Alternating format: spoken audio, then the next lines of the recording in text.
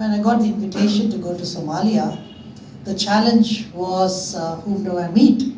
And other than the fact that there's a family in Germany, I was playing at the FIFA World Cup in Germany, and then on the weekends, on Sundays, I used to go to church and minister.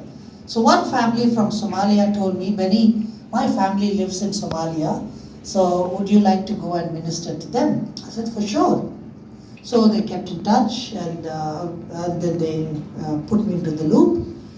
So all said, I bought my tickets, everything was good. It was a medical doctor and his family, but half the family have become Christians and they are in Germany. The other half, they're still Muslims, but quite open to the gospel. So they asked me to go there. But a week before, 5 Christians' heads were beheaded.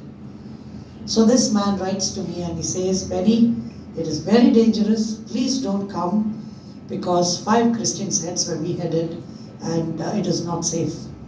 So I told him that I've already informed my mom and dad that there is a possibility that I might get killed, because most of the times when I go into these persecuted countries like North Korea, Maldives, or these kind of countries, I have to be prepared to die.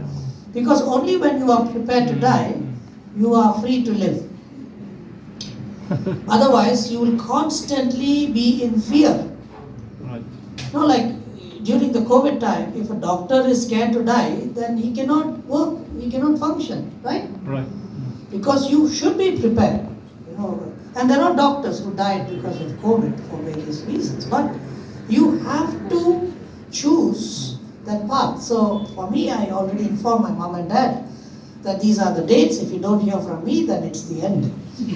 So I told this man that I'm already informed, so I'm ready to die, no problem. Then he says, you might be ready to die, but I'm not ready to die. So he says, don't come, I cannot. So I said, no, I'm coming anyways. I bought my tickets. Then he writes to me a mail saying that, Benny, I'm sorry, we are actually going to another city. So when you arrive, we will not be there to receive you. So we are very sorry, we will not be there. And that was like, what do I do now? Going to a dangerous country, have 0 contacts. Anyways, I took the flight in Djibouti, which is the Horn of Africa. Somalia and Djibouti is in the Horn of Africa, and just above Egypt, that side. So I'm sat in the plane, and the plane is in such a bad condition, very, very bad condition actually. One wing they have tied some rope, another wing they have put some duct tape, and you know that this is the last journey of the plane actually. So it takes about 2 hours, and as the plane took off, I know it takes about 2 hours, and I was the only foreigner in the plane. Everybody else were locals. But after 1 hour, the plane started to go down. So I was like, why is the plane descending? So I called the steward and I said, the plane is going down. He said, yes, it is going down. I said, but why? He said, because we have some empty seats, we want to pick up some passengers on the way. Now, this is where the whole deal of Airbus comes into the place, It was like a bus, it just went down, landed on a field, picked up some passengers and took off. It is very unlikely it would happen anywhere else in the world. So then we took off again. Then the guy saw my guitar with all the patches or the flags of different countries. And he said, have you been to all these countries? I said, yes. And then he says, okay, why don't you play a song? No, before that he asked me, where are you going? I said, I don't know. He said, whom are you meeting? I said, I don't know.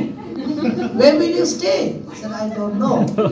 Do you know what will you do there? I said, I don't know. There was only one answer, I don't know, for any question he asked, which was true. So finally he said, okay, why don't you play a song? So I took out my guitar and I played a song, Mid-Air. Then he says, oh wow, my friend is the head of the media, would you like to meet him? I said, sure. The plane is still not landed. He got the signal. There's no safety regulations in this plane. So he calls up and he calls Abdullah and he says, I met this Indian guy with a guitar with drums inside.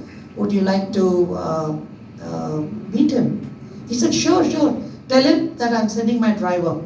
So as soon as the plane lands, and when the door was open, I was the first one to get out, and I saw that this man comes with this plaque with my name. And he comes and he receives me at the door. He drives me to the hotel. I go and have my lunch. And then after lunch I went and met. There was Abdullah and the team, and then also a few people from the United Nations. So Abdullah says, okay, I heard you have a unique guitar, why don't you play? So I took out my guitar and I played. And then he says, tomorrow is a very special event. Tomorrow is going to be the first ever concert in Somaliland, because fanatic Islam does not allow any form of music. So we are doing, as a private gathering, some of the open-minded elite people of the land are coming together to do this event, and it will be nice if we can open up for the concert tomorrow. I said, I wish I can, but unfortunately I have a flight tomorrow to Djibouti. He said, why don't you go day after tomorrow? I said, but day after tomorrow I can go, because actually my concert is only on the day after tomorrow, but there are no flights day after tomorrow, so that's why I have to take a flight tomorrow. He said, oh, if that's the problem, no problem, I will fix a plane for you. Now, this is like I'll fix coffee for you, I'll fix tea for you, I'll fix a plane for you, It was like, how can I believe him? Now, whom will you believe saying that I'll fix a plane for you? So I said, how can you say that?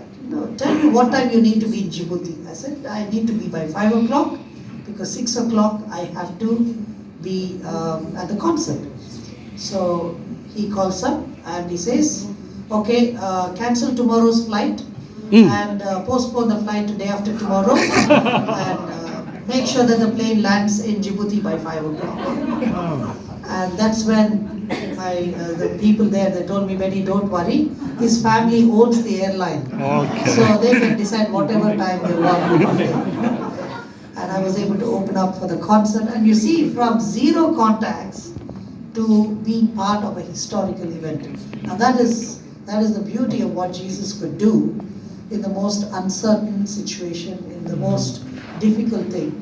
God can still do something spectacular and something miraculous. So